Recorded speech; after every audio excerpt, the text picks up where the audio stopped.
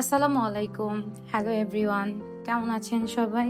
I hope সবাই অনেক ভালো আছেন। ঈদের ছুটি কাটিয়ে রওনা দিলাম ঢাকার উদ্দেশ্যে। চলে যাচ্ছি, মনটা বেশি ভালো না, কারণ প্রিয় মানুষদেরকে রেখে চলে যাচ্ছি। আর যাওয়ার সময় যতটা আনন্দ লাগে, ফেরার সময় ঠিক ততটাই খারাপ লাগে। এবার আমাদের অনেক দিনই থাকা হয়েছে, প্রায় 10 দিনের মতো। সবাই একসাথে থাকার আনন্দটাই অন্যরকম। সেটা ঢাকায় আসলে পরে বোঝা যায়। সেই একই রুটিনের নিয়ম মাফিক চলাফেরা, ঘরবন্দি, বাচ্চাদের স্কুল, পড়ালেখা এই সব নিয়ে ব্যস্ততার মাঝে কাটে। আমার বাচ্চাদেরও মন অনেক খারাপ, কারণ সবাইকে দেখেছে, এতদিন খেলাধুলা করেছে ওরা সবাই একসাথে। তো এখন আর কি একটু অ্যাডজাস্ট হতে টাইম লাগবে। আমার ছোট মেয়ে তো আসতেই চাইছিল না, বলে আম্মু আরেকটু থাকি, কিন্তু আর তো থাকা যাবে না, কারণ স্কুল খুলে গিয়েছে। তো কালকে থেকে তো আবার স্কুল, তো এর জন্য চলে আসছি। আর এখন রাস্তায় বের হলে যেন মন কেমন করে, ভালো লাগে না আসলে। চারিদিকের এত দুর্ঘটনার খবর দেখে একটু ভয়ই কাজ করে। এবারের ঈদ যাত্রায় এত মানুষের প্রাণহানির ঘটনা ঘটেছে, আমার মনে হয় এবার সবচেয়ে বেশি। আর এর প্রতিবারই হয় দুর্ঘটনার খবর দেখতে পাই, কিন্তু আমার কাছে মনে হয়েছে কেন যেন এইবার বেশি। এই তো সেদিন আমাদের বাংলাদেশে ঘটে গেল আরেকটা হৃদয় বিতারক বাস দুর্ঘটনা। কয়েকটা মুহূর্ত আর সবকিছুই বদলে গেল। যারা সকালে বাসে উঠেছিল তারা কেউই ভাবেনি এই যাত্রায় হয়তো জীবনের শেষ যাত্রা হবে। কিছু মানুষ ফিরেছে, কিন্তু অনেকেই আর ফিরতে পারেনি তাদের পরিবারের কাছে। আমরা প্রতিদিন কত সহজেই রাস্তায় বের হই, কিন্তু নিরাপত্তা কতটা গুরুত্বপূর্ণ এই ঘটনাগুলি আবার মনে ড্রাইভারের একটু অসতর্কতায় চলে গেল কতগুলি নিরীহ প্রাণ। যাই হোক, আল্লাহ সবাইকে ভালো রাখুক, সুস্থ রাখুক, এই দোয়াই করি, আমরাও যেন ভালো থাকি। তারপর আমি কিন্তু কথা বলতে বলতে সব কাজগুলি গুছিয়ে নিয়েছি, এগুলা গ্রাম থেকে নিয়ে আসছি।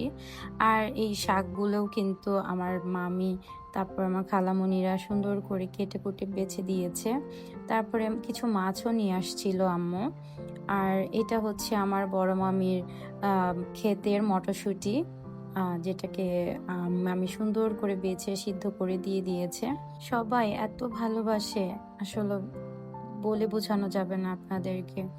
এই মাছগুলি, ছোট মাছগুলিও আমার খালামণি এত সুন্দর করে কেটে ধুয়ে দিয়েছে, যাতে নাকি আমার আর কষ্ট করা না লাগে। আর গ্রামে কিন্তু সবুজ শাক সবজি অনেক পাওয়া যায়, এগুলো কিন্তু সব দেশি। দুধ দিয়েছে, বাঙ্গি, মিষ্টি কোমরটা আমার মামা এনে দিয়েছে খেতে থেকে। তারপরে এখন হচ্ছে এই পেঁপেগুলো একটু বেশি নরম হয়ে যাচ্ছিল, আর আমি একটু কেটে দিলাম। সবাই আমরা সন্ধ্যার নাস্তা করে নিলাম, কারণ আসতে আসতে একটু লেট হয়ে যায়। আর আজকে রাস্তায় একটু জ্যামও ছিল, গাড়ি পাইতে অনেক কষ্ট হয়েছে।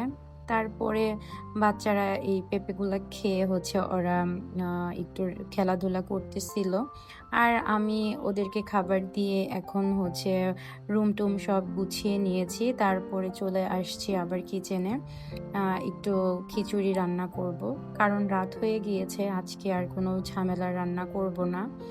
আর এখন আমি এই খিচুড়িটাকে রাইস কুকারে রান্না করব।